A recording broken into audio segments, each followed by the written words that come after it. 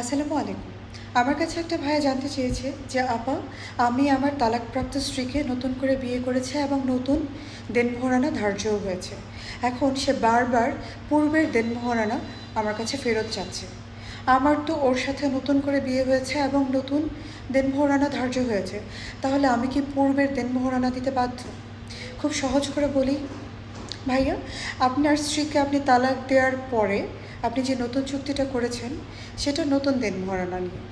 প্রথম চুক্তির টাকাটা কিন্তু আদায়যোগ্য ছিল, এটা আপনার কাছে পাওনা। আপনি যেহেতু ওইটা পুরোপুরি দেননি আর আপনার স্ত্রী যেহেতু আপনাকে মাফ করেনি, সুতরাং আপনি ওইটা দিতে আইনগতভাবে বাধ্য থাকেন।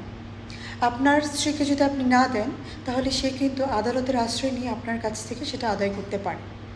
এখন আপনি যতই বলেন যে এখনকারটা তো দিচ্ছি বা দিয়ে ফেলেছি, তাহলে পূর্বেরটা কেন দিতে হবে, এসব বলে আসলে আপনি পার পাবেন না। আইন এই ব্যাপারে খুবই শক্ত। আপনার স্ত্রী যদি রাজি না থাকে, তাহলে আপনি ওই টাকাটা, দেনমোহরানার টাকাটা দিতে বাধ্য।